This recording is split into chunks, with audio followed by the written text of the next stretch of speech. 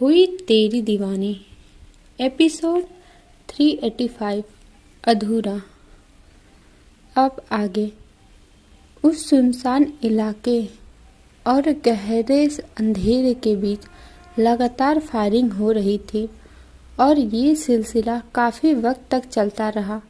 तभी वहाँ कई सारी टॉर्च जल रही थी जिससे उस इलाके के गहरे अंधेरे में थोड़ा उजाला हो गया और उस उजाले के बीच एक शख्स मौजूद था जिसकी आंखें खून के जैसी हो रखी थी और उसके चेहरे पर एक नकाब मौजूद था और उसके दोनों हाथ में गन थी और उसके हाथों में खून भी लगा हुआ था।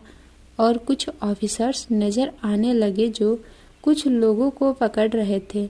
उस शख्स के पास एक शख्स आते हुए बोला, चीफ आप ठीक है? उस शख्स ने अपने चेहरे पर से नकाब हटा दिया और उसका हैंडसम चेहरा नजर आने लगा। वो और कोई नहीं बल्कि आयान ही था। आयान ने बिना उस शख्स की तरफ देखे कहा, इन सबको किनारे तैनात ऑफिसर्स के पास ले जाओ। अंसार और बाकी सब ने आयान को सैल्यूट किया। आयान बिना किसी पर ध्यान दिए वहां से तुरंत ही चला गया। अंसार आयान से कुछ कहने जा रहा था लेकिन कह नहीं पाया क्योंकि आयान वहां से उन सबको इग्नोर करके चला गया था। कुछ देर बाद अंसार के कुछ काम निपटा कर रहा था, तभी उसके सामने दो शख्स आकर खड़े हो गए, जिन्हें देखकर अंसार ने थोड़ा चौंकते हुए कहा, रोनित सर, तेज सर। रोनित ने अंसार से कुछ पूछा जिसका जवाब उसने कुछ पल बाद सोचकर दिया।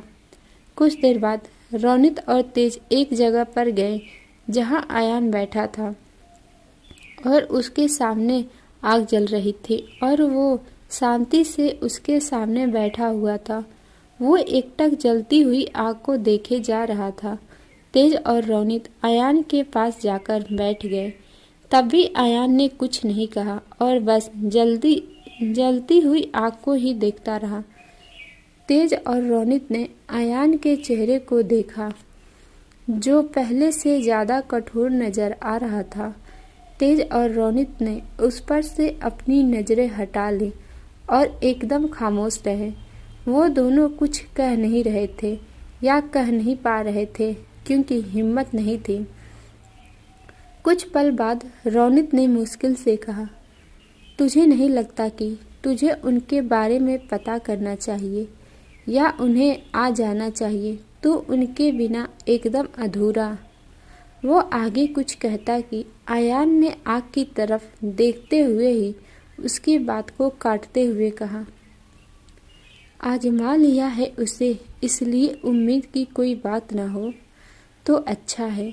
सब खत्म होके अब कोई शुरुआत ना हो तो अच्छा है। बहुत मुश्किल से बचाया है उसको, बहुत मुश्किल से बचाया है उसको। वो फिर लौट कर खुद को बर्बाद ना करे तो अच्छा है। उसकी ये बात सुनकर रोनित एकदम खामोश हो गया, लेकिन तेज से चुप नहीं रहा गया तो उसने आयान की तरफ देखकर कहा, बस कर अब। मुझे क्या लगता है, तुझे क्या लगता है कि तेरा हर एक फैसला सही साबित होगा, वो भी तेरे। आयान ने उसकी बात बीच में काटते हुए तेज और काफी कठोरता से कहा, मेजर रोनित और मेजर तेज, आप दोनों अपनी अपनी जगह जाना चाहिए। आप दोनों की ड्यूटी इस जगह नहीं है। तेज और रोनित की नज़र उसके हाथों की मुट्ठियों पर गई जो इतनी कसकर बिछी हुई थी कि उनकी नसें साफ साफ महसूस हो रही थी। दोनों की आंखें नम हो गई और दोनों ही फिर शांत रहे। आयान ने फिर दोबारा एक शब्द नहीं कहा। वो बस बिना अपने पलके झपकाए एकटक सामने जलती हुई आग को देखता रहा। वहीं न्यूयॉर्क शहर से दूर एक समुंदर के पास जो एकदम सुनसान और शांत था, महिका एकटक उस समुद्र को देखे जा रही थी। उसकी आंखें एकदम खाली थी जिनमें कुछ एहसास नजर आते थे। अब उनमें कुछ नहीं था, कुछ भी नहीं। ना ही कोई नफरत और ना ही कोई प्यार, ना ही कोई गुस्सा और ना ही सुकून। एकदम खाली आंखें थी। उसका चेहरा भी एकदम शांत था। उसने एक वाइट शर्ट और एक रेड जीन्स डाल रखी थी और वाइट शर्ट के ऊपर रेड लॉन्ग कोट पहन रखा था, जिसमें वो बहुत खूबसूरत लग रही थी। उसके चेहरे पर कोई मेकअप नहीं था, क्योंकि उसे मेकअप की ज़रूरत ही नहीं थी। महिका के नेचुरली रेड होठ थे और स्किन एकदम साफ और बेहद सॉफ्ट। बस अपने कानों में उसने डायमंड ईयरिंग डाल रखे थे और उसे और खूबसूरत बना रहे थे। उसके लंबे और सुनहरे घने बालों का एक बेहद खूबसूरत बन बना हुआ था, जिनकी कुछ लटें निकली हुई थी। पैरों में रेड कलर की हील्स थी। वो काफ़ी डांसिंग लग रही थी। दूर दूर तक वहाँ कोई नहीं था। आखिर एमएस इंडस्ट्री की प्रेसिडेंट जो थी, वहाँ पर तो कैसे कोई होता। बस महिका के कुछ दूरी पर उसके बॉडीगार्ड्स खड़े थे, जो आसपास अपनी नज़रें बनाए हुए थे, जिनकी यूनिफॉर्म वाइट कलर की थी। महिका एकटक समुद्र को देखे जा रही थी। काफ़ी देर तक वह वहीं चुपचाप खड़ी रही और बिना अपनी पलकें झपकाए बस सामने देखे जा रही थी। तभी वहाँ युवराज आ गया। उसने एक नज़र महिका को देखा, फिर उसने एक नज़र समुद्र की तरफ देखा। कुछ देर बाद उसने महिका से कहा, बॉस, अब चलना चाहिए। युवराज की बात सुनकर महिका ने बस अपना सर हाँ में हिला दिया और आंखों पर ब्लैक गॉगल्स लगा लिए। फिर वो सीधा अपनी कार की तरफ बढ़ गई। युवराज महिका को जाते हुए देख कुछ सोच रहा था। फिर उसने एक नज़र समुद्र की तरफ देखा, फिर वो भी महिका के पीछे चला गया। कुछ घंटों बाद एमएस इंडस्ट्री में महिका के केबिन में महिका युवराज और वैभव को कुछ समझा रही थी, जिसे सुनकर वो काफ़ी हैरान हो गए थे और उससे ज़्यादा वो बेचैन हो गए थे। कुछ देर बाद दोनों महिका के केबिन से बाहर आए और दोनों ही हैरान और परेशान थे। वैभव ने परेशान होते हुए युवराज से कहा,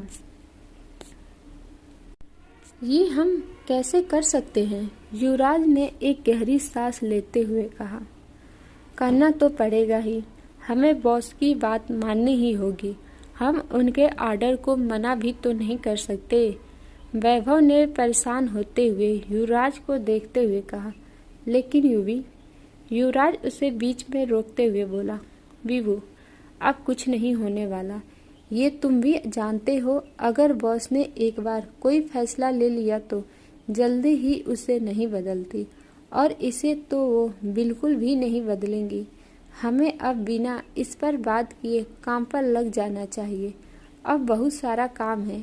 इतना कहकर वो अपने माथे को सहलाते हुए एक ज़रूरी मीटिंग रखने के लिए सबको इन्फॉर्म करने चला गया। वैभव भी जल्दी अपने काम पर लग गया। आप सबको ये एपिसोड कैसा लगा प्लीज़ कमेंट करके बताना ना भूलिएगा, और जिन्होंने भी हमारे चैनल को सब्सक्राइब नहीं किया है प्लीज़ आप सब हमारे चैनल को सब्सक्राइब कर लीजिएगा, ताकि हमें मोटिवेशन मिलती रहे और हम आप सबके लिए ऐसी ही प्यारी प्यारी स्टोरी लाते रहें।